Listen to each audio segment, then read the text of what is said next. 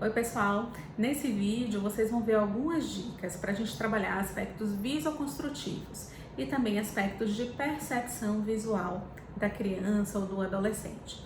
Eu vou dar algumas dicas em relação a um brinquedo que eu comprei, formas variadas da gente explorar esse brinquedo e também de usar a criatividade, ou seja, a gente vai usar muitas possibilidades que o brinquedo oferece, mas também a gente tem que pensar em como trabalhar questões muito semelhantes ou até mesmo as mesmas questões com o material que a gente tem em casa, tá certo? Pode ser usado com crianças típicas, ou seja, crianças que não tenham nenhuma queixa relacionada ao desenvolvimento, crianças e adolescentes, porque a parte de estimulação de treino também faz parte do desenvolvimento típico, mas também aquelas pessoas que têm algum comprometimento em relação às habilidades, tanto de percepção visoespacial como de visoconstrução, que é você colocar para fora, né, vamos dizer assim, essa percepção que você tem de espaço, de proporção, de localização de elementos. Eu espero que vocês gostem muito. Então vamos lá. Esse joguinho aqui é o Step by Step, tá? Eu usei ele a primeira vez semana passada com uma criança que eu acompanho, um autista que tem um comprometimento visoconstrutivo, visoespacial. E ele é interessante porque, como o próprio nome já diz, ele dá um passo a passo de como realizar os desenhos. Então, aqui vem esse materialzinho que a gente pode riscar e apagar. E vem os desenhozinhos, ó, que tem o passo a passo de como a gente pode fazer o desenho final, né, ficar completo. Ele é um jogo muito interessante porque oferece muitas possibilidades. A gente trabalha um montão de função neuropsicológica aqui nesse caso. Então, primeiro a gente já pode começar com a questão de tomada de decisão, né, que é uma função executiva e que a gente pode selecionar 3 desenhos, ele é frente e verso, ó. A gente pode pedir que a criança escolha um dos 3, então a gente já está trabalhando com tomada de decisão. Trabalha também o conteúdo em si, então a gente pode pegar o próprio conteúdo do desenho, né, e ir trabalhando isso com a criança. Então, a gente pode trabalhar aspectos relacionados à linguagem, a medos, tem um desenho que é de um cachorrinho, você pode trabalhar medo de cachorro, enfim. É uma forma de aproximação de você ir conversando com a criança, independente se você é pai, cuidador ou profissional que acompanha essa criança. Então, ele é um desenho, ele é um brinquedo super interessante, tem frente e verso, ó, então são muitas possibilidades, são muitos cartões. E aí, a gente vai trabalhar com a criança, com o adolescente, a questão de organização do espaço, né? O básico é isso, é ele olhar o desenho, a pessoa olhar o desenho, conseguir entender aonde começaria, de que lado, se mais para cima, se mais para baixo, se mais para o centro ou mais para a esquerda, e aos pouquinhos ir fazendo, ó. Então ele faz aqui o primeiro, aí aqui nessa figura já está marcado em preto o que ele já fez, o que a pessoa já fez, e aí vem aqui e complementa, e assim a gente vai completando o desenho.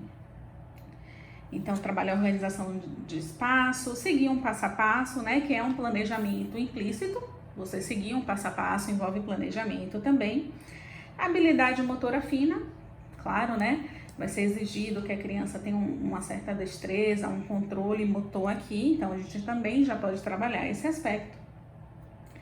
A parte toda de atenção para o detalhe, então, por exemplo, esse desenho aqui. Ela vai construindo, a criança vai construindo, aí chega nessa parte, ela coloca 2 bolinhas, né? Ou então, melhor, esse detalhezinho aqui da patinha. Ela coloca tudo e não coloca a patinha. A gente pode trabalhar a atenção para o detalhe. A gente pode dizer, olha, você esqueceu aqui de colocar alguma coisa. Olha aí. Aí você também vai fazer a mediação conforme a necessidade da criança. Se com essa mediação mais genérica ela não consegue identificar, aí você pode falar assim, ó, tá na parte de baixo do desenho, o que será que tá faltando? Já é uma mediação mais direcionada, enfim. Então a gente também pode trabalhar atenção para o detalhe. Aprender a lidar com erro, né? Porque é um brinquedo, é um jogo que provavelmente haverá erro, tanto por esquecer, por omissão, como porque assim, a maior parte dos desenhos o ideal é que a pessoa faça de mão livre, então pode errar, ter que recomeçar, né?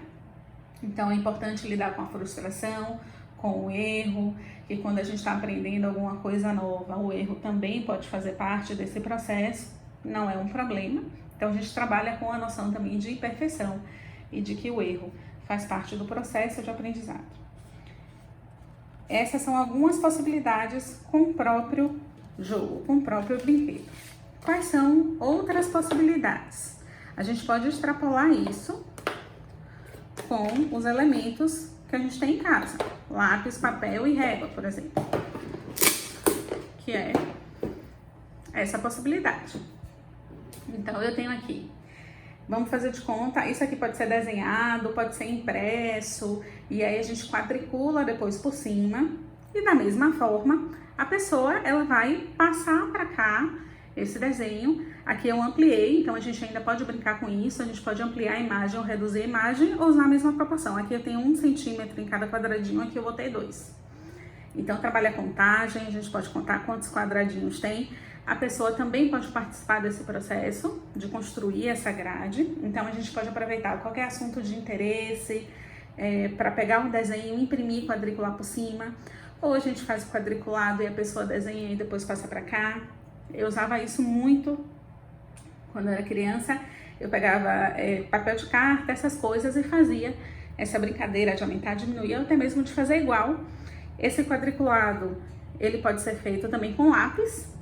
Então, a criança pode primeiro desenhar com lápis, depois cobre com hidrocor e aí apaga o quadriculado, você tem um desenho ali, pode brincar de colorir também depois, tem um montão de possibilidade aqui. Essa é uma coisa que dá para todo mundo fazer em casa.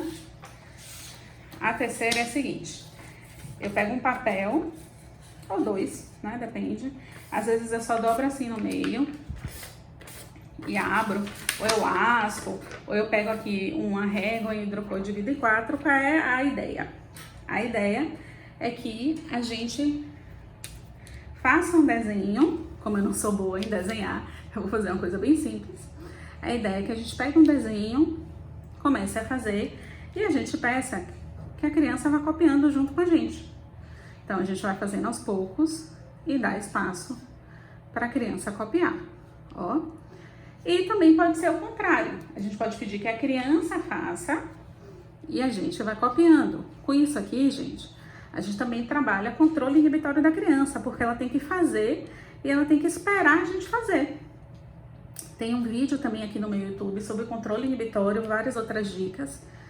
Se você quiser dar uma olhadinha, que tem várias dicas práticas lá. Então, essa também é uma possibilidade da gente trabalhar os aspectos visoespaciais usando um material que você tem em casa e não necessariamente o joguinho, certo? Vamos fazer um consumo consciente.